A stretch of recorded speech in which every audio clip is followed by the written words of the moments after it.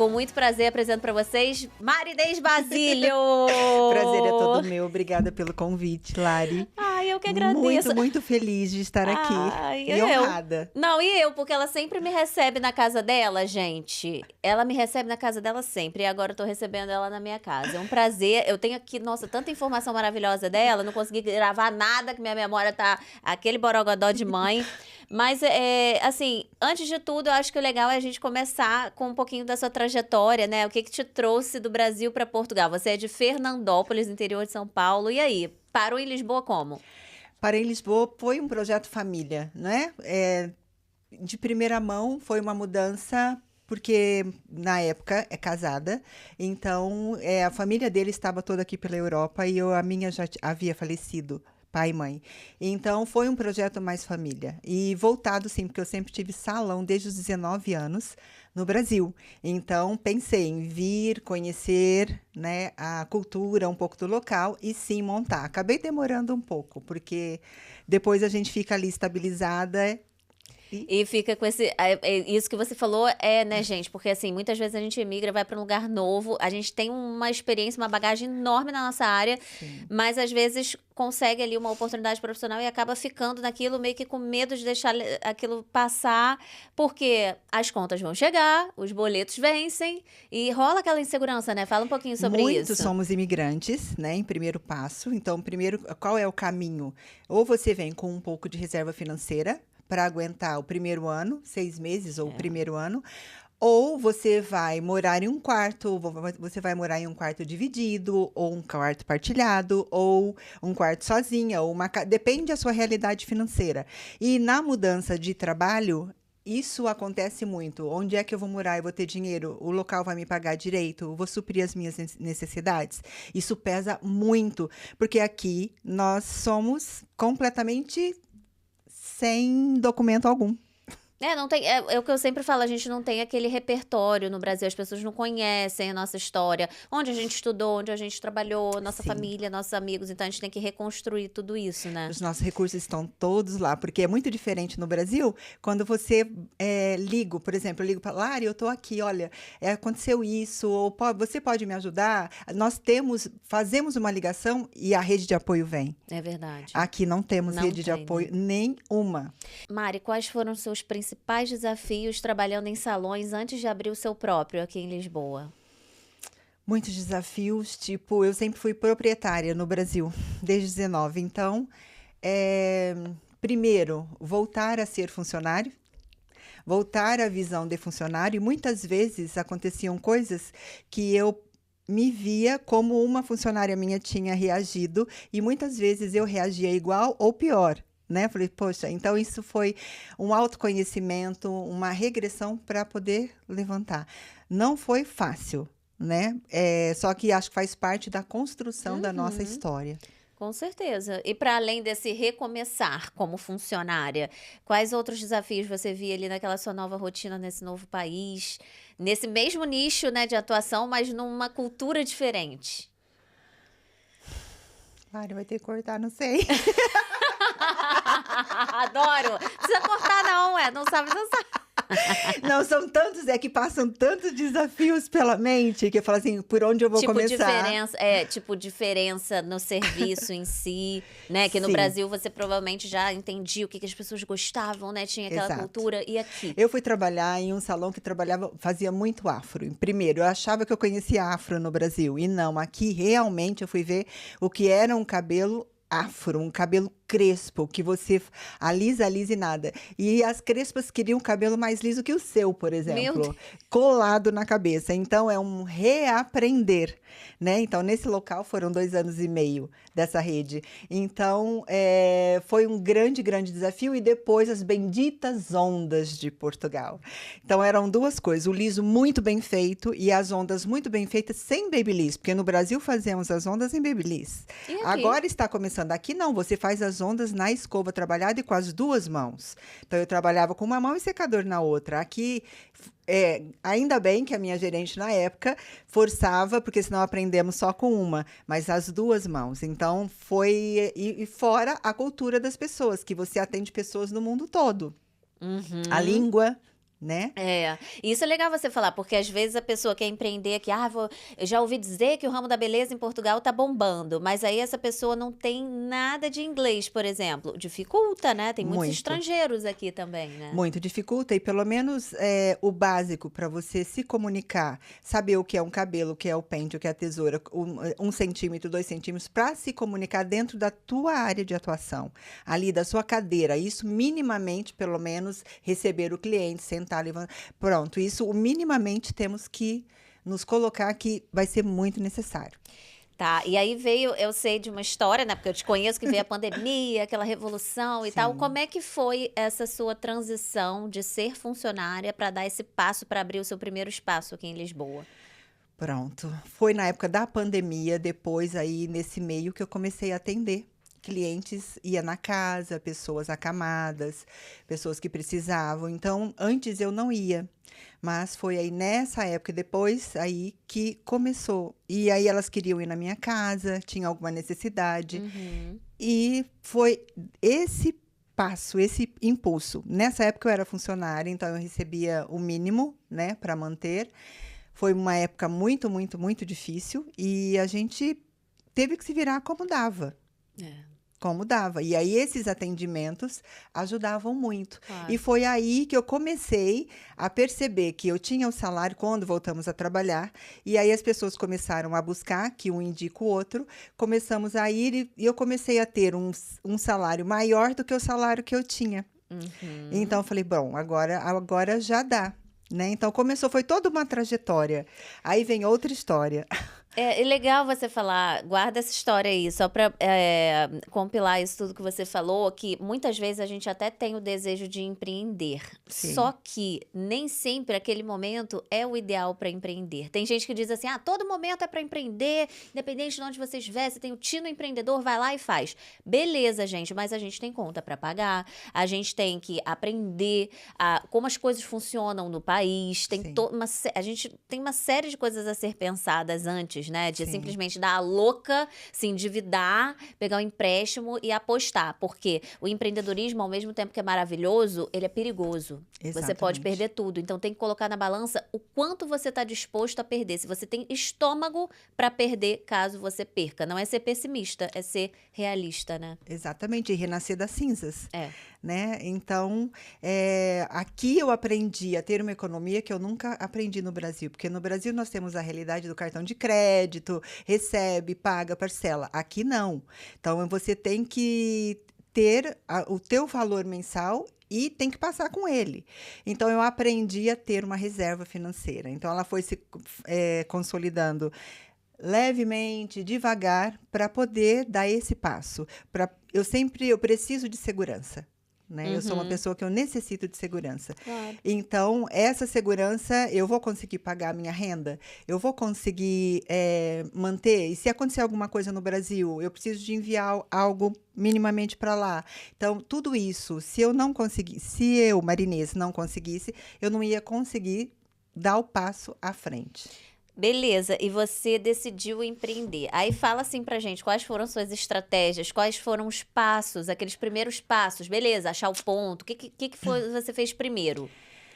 Bom, quando eu percebi que eu conseguia uma faturação já equivalente ao meu salário, ou um pouco além, sozinha, com clientes, eu falei, agora eu preciso perceber se essas clientes... Eu comecei a atender na minha casa, eu fechei um cômodo na minha casa e comecei a atender. Agora eu preciso ver se essas clientes que eu comecei a atender na minha casa vão me seguir e para onde é que eu vou.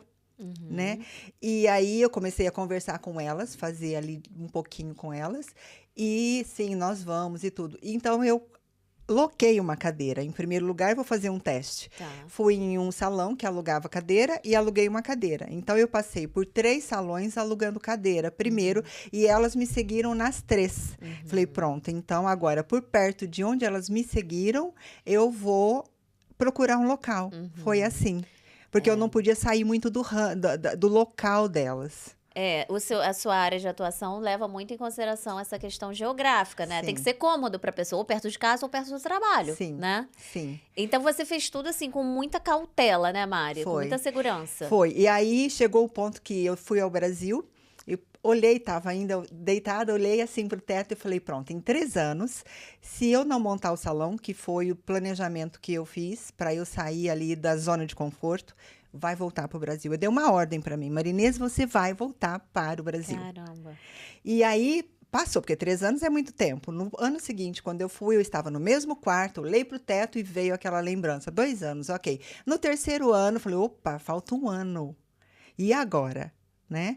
Então, e aquilo era completamente certo para mim. Ou eu e voltava porque eu tenho uma estrutura lá, não precisava estar passando ou trabalhando tal, eu poderia retomar lá tranquilamente. Entendi. Você tá lá numa zona de segurança, as pessoas ainda te Sim, conhecem, é sim. uma cidade menor, Ainda né? conhece, quando eu posto, volta, você faz falta e tudo. Uhum, Então, uhum. e principalmente depois que nós estamos aqui na Europa, a gente sabe que quando voltamos para o Brasil, tem uma outra visão, tudo. Somos Então, mais valorizados, né? exato. Impressionante. Infelizmente, né? Ou É bom, felizmente, não, mas não, infelizmente porque lá essa visão já devíamos ter lá, né? com certeza, essa valorização. Mas é porque eu vejo muito assim, Mari, não sei se você concorda, a experiência internacional, ela vai além da nossa profissão, Sim. do nosso empreendimento, ela é de vivência mesmo, né? Não, eu sou outra pessoa. Não, é assim, sabe? É, É completamente muda diferente. demais, né? Sim. E quais foram os aprendizados que você considera fundamentais para quem deseja empreender nesse ramo da beleza aqui em Portugal? Eu acho Burocracias. as burocracias completamente diferentes. Tem a parte, ou você vai abrir uma empresa no Recibo Verde, ou você vai partir para uma empresa mesmo. Eu, no meu caso, parti para uma empresa mesmo. Mas é um estudo, como foi um estudo feito das cadeiras e tudo, é a mesma coisa, porque os impostos são muito altos cá, né? E muito sérios cá, e não tem como você brincar com isso, né? Para não endividar, para não fechar a sua estrutura, como é que você vai começar, quando você vai começar. Eu costumo dizer que a gente tem um sócio aqui, né, em Portugal. E outra, um Temos. sócio exigente, que se você escorregar ali, fizer alguma M, você vai pagar caro por aquilo, né? E muito caro, porque uma coisa que funciona muito bem, perfeitamente em Portugal, essa finança. Desculpa, mas é as finanças. Perfeitamente. É. E outra, se você pagar uma vez, eu paguei um imposto 2 vezes. Ah, E para você reaver aquele imposto?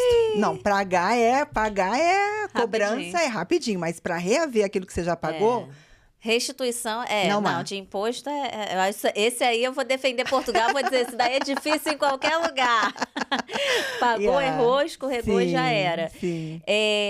Olha só, tem um dado aqui da Macro Consulting que diz que o mercado da beleza e cuidados pessoais em Portugal atingiu cerca de 1,76 mil milhões de euros em 2022. Como é que você enxerga esse crescimento e oportunidades nesse setor hoje, Eu em 2025? acho que a necessidade, a autoestima, as pessoas também estão descobrindo mais autoestima. E passa por aí a visão, que visão que eu tenho de mim? Vamos voltar para o pessoal, porque eu estou falando da cadeira, né? Que visão que eu tenho de mim? Que visão que a cliente tem? Eu como cabeleireira, ajudá-la a perceber, mas quando ela vem, ela não sabe o que ela está buscando, mas ela está buscando elevar a autoestima dela, que a autoestima está baixa. Muitas vezes. Sim. Então, qual é o meu papel? É não ver o cabelo. O cabelo dela é algo que ela acha que levou para o salão para trabalhar. Mas qual é a visão? Qual é a mentalidade dela? O que é que precisa ser mudado? O que é que precisa ser adotado, transformado? Ali, devagar. Qual é o perfil dessa cliente? Porque ela tem um perfil, ela chega muito colorida ou não, ou ela chega com cabelo grisalho e fala para mim que ela quer um cabelo pink. E não tem, mas você olha para ela, aparentemente não tem aquele perfil, mas ele está camuflado.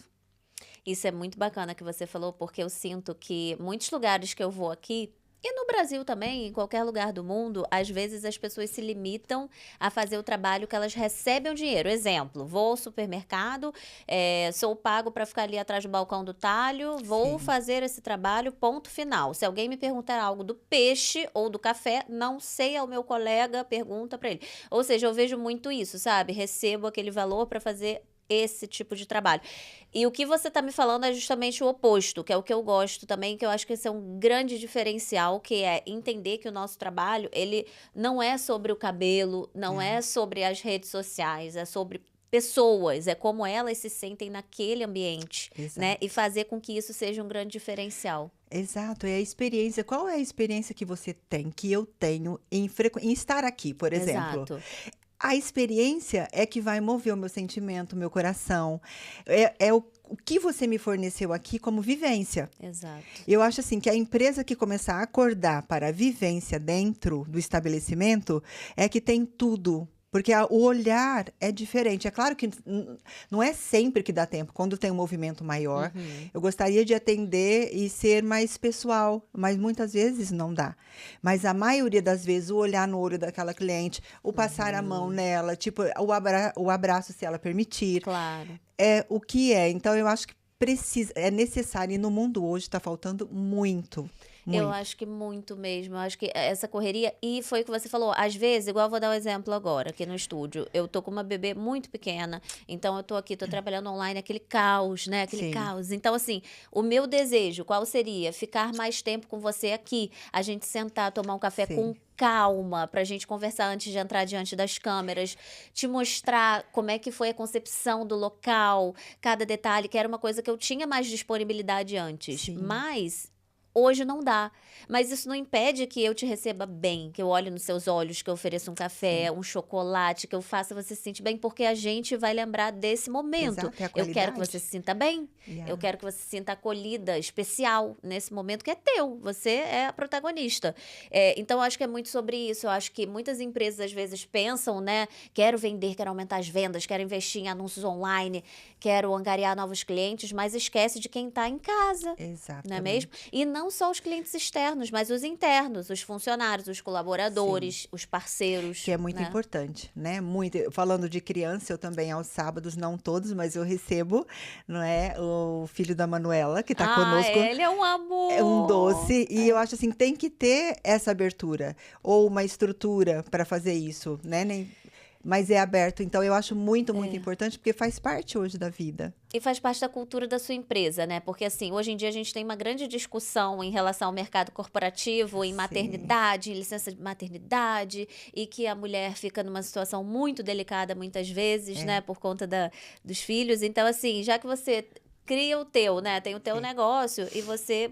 É a cultura da tua empresa acolher, né? sim. O que é muito legal. Porque eu vejo que quando chega o Dia da Mulher, muitas mulheres falam, ai, feliz Dia da Mulher, você é ótima. Mas aí, quando tem uma mulher numa situação complicada, as pessoas não são empáticas muitas vezes, né? Exato, exato. A vivência ali, né? O dia a dia, a tua É, prática, qual é?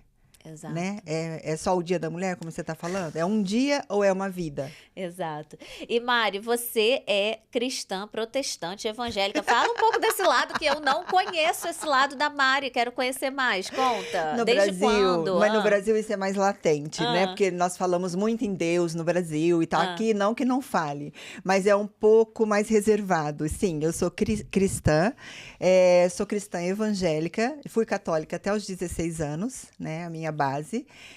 Fiz crisma, catecismo, tudo isso. Só que depois partiu por uma outra vertente.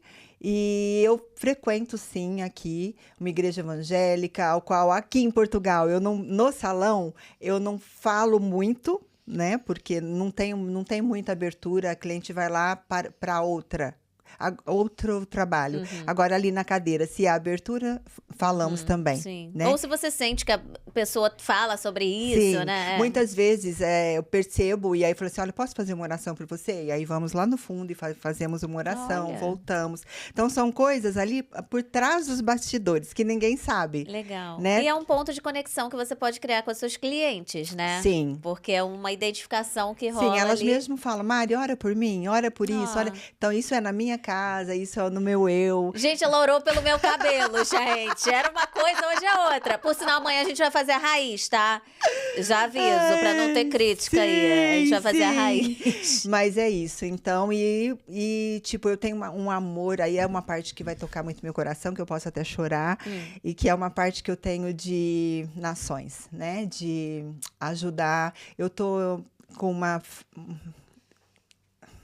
é na Angola, né? E é uma senhora que cuida de 60 crianças que tira, que vai morrer, que os pais não querem e tudo. Então, quero até levantar uma campanha para tudo isso. Uma parte do dinheiro já foi. Agora eu preciso de mais um pouco do dobro desse dinheiro para ir. É uma coisa que a minha cabeça está assim. Além de tudo, como é que eu posso levantar com tudo isso da tecnologia hoje, que parece que é mais fácil de levantar, mas o que é que eu vou fazer? E isso me dói demais em ver o que é que eu posso fazer. Sabe, qual é a minha contribuição? Não é só ir lá trabalhar, deixar acolher a pessoa lá, mas e as pessoas que estão fora? Essa parte de crianças, essa parte de mães que abortaram, essa parte, isso me dói muito, porque essas pessoas são muito feridas. Vulneráveis, né? Muito, muito, muito vulneráveis. Então, isso me dói muito. Isso tem nascido assim em mim, mas gritando. Toca, né? E vem cá, essa senhora é o quê em Angola? É uma senhora que É uma senhora que ela, tipo, lá não há apoio de governo de nada, né? Angola é um outro mundo, Dona né? Francisca, ela cuida, ela devagar, ela adotou 60 crianças, ela adota as crianças, né? Então, são a parte de igrejas que mandam para lá alguma ajuda, né? Mas não é suficiente. Claro. Nunca é, porque sempre tem mais crianças e ela não tem condições de pegar mais crianças, né? E muitas ela sabe que vai morrer aquela criança. Então, ela fica com as crianças até 18 anos de idade, né? E essas crianças, depois de lá, já vão para a escola, naquela dificuldade toda, mas são cuidadas, São acolhidas, né? à medida do possível, sim. Se um pouquinho de nós pudéssemos, sabe, ajudar, isso... Eu estou falando de um lugar, né? Isso mudaria tudo. Mas eu sempre fiz isso? Não. Só que hoje isso grita dentro de mim. Grita dentro de você, né? Isso grita de uma forma que eu não consigo ficar parada. É legal ouvir isso. E tem a ver com empreendedorismo, sim, né? Você Sim. falando isso me fez lembrar do Magnetismo, o evento presencial que eu fiz, que eu levei algumas empreendedoras para o palco para falar, e uma delas tinha uma história muito triste, de uma filha que está doente, tem 10 anos e vai embora, mais cedo ou mais tarde, por causa de uma doença. E aquilo ali num evento que tava, nossa, a energia lá em cima, a energia ficou assim, né, mais neutra, e as pessoas se comovendo com aquilo, e depois ela veio me pedir desculpas por isso. Eu falei, não, mas eu não quero desculpas. A vida, não é porque nós empreendemos, Sim. não é porque a gente tem uma empresa e toca um negócio, que a gente não é humana, gente. A Sim. gente tem um 360 aí na vida, tem a Sim. parte social, a Exato. parte que realmente faz sentido, né, porque nós somos completas. Sim. É como se... É um propósito, sabe? Claro. Me dá força, mais força ainda. Eu tenho uma filha, além pela minha filha, além das pessoas, graças a Deus, eu estava vendo todos que já tiram seu sustento de lá de dentro do salão né, em 1 ano e meio. Então, eu sou muito, muito grata a Deus. Mas, além disso, o que mais eu posso contribuir? A vida não é só abrir um negócio, né, e ajudar Não. aquele número de pessoas. Né? Não, não é só para mim. Não é, né? O que mais eu posso... Porque isso é o normal, isso seria o básico. Eu cuidar de mim, cuidar da minha vida, do meu financeiro, da minha casa. A pessoa que trabalha contigo, o que é que você pode fazer por ela, fora do trabalho? Que ninguém precisa saber. Né? E cada um tem uma forma de ajudar, né? Seja dando uma atenção, seja dando um dinheiro, seja dando um auxílio, Sim. sendo a pessoa saber que você tá ali pro que deve Enfim, cada um tem uma forma também de demonstrar, né? Sim. E de dar algo, né? Sim. Legal ouvir esse seu lado. Inclusive, já puxo o gancho aí pro pet. Você é mãe de pet também? Quem é o pet? Sim, Gente, eu tô meus descobrindo a Mari hoje. Essas lindos. coisas a gente não Tenho conversa. 2 gatos, a Linda e o Pete. Né? E 2 gatos que no meu divórcio aqui foram os meus filhos que vieram comigo, né? Que falou, não, eu estou me divorciando, não é justo que os animais se divorciem, né? Então vieram os 2 comigo. Mas os 2 são portugueses? Portugueses. Ah, tá. Não são Foi brasileiros aqui, que sim. vieram pra cá. Há 10 anos eu estou cá. Uma tem 10 e o outro tem 8. Mari, e assim, tem aquela pergunta super clichê de assim, como é que você se vê daqui a 5 anos? Quais são os próximos passos? O que é que você... Mas eu quero te fazer uma pergunta um pouco diferente, né? Tá. Assim, o que é o seu sonho? O meu sonho é um pouco de tudo isso que nós falamos. O meu sonho é, hoje, a minha visão é muito diferente. Hoje o meu sonho é ter o trabalho, sim, crescer, agregar. Os meus sonhos é... Lari. São perguntas difíceis, profundas. Profundas, os meus sonhos. É que passa tanta coisa, e tem muita coisa ainda em off, que eu não posso abrir ainda. Aham. Mas esse ano tem muita coisa para acontecer, né? Com Mas independentemente do que tem por plano mesmo, tipo Sim. assim, se você pudesse, livre de amarras, né, de Sim. compromissos e de coisas e tal, se você pudesse ter, assim, um sonho de uma vida ideal, uma coisa assim, como é que seria esse cenário? Pronto, ela já pulou para uma parte que ainda não está pronta nesses meses.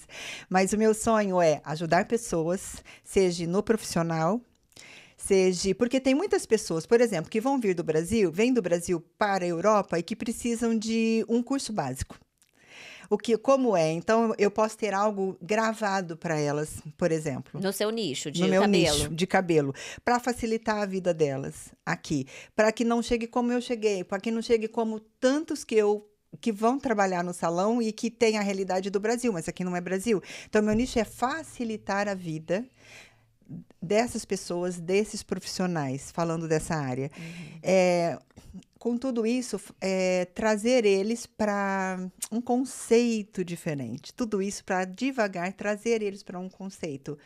Um conceito de maior estabilidade, tranquilidade, um conceito de acolhimento, mas completamente, é que eu falo... De pertencimento, de assim, pertencimento. né? De chegar no mercado português Sim. já se sentindo confortável, mais Sim. pertencente, sabendo que não está fazendo nenhuma coisa muito diferente, né? Sim, poder participar dessa dualidade da troca de visão, sabe? Legal. E como é que eu posso fazer isso?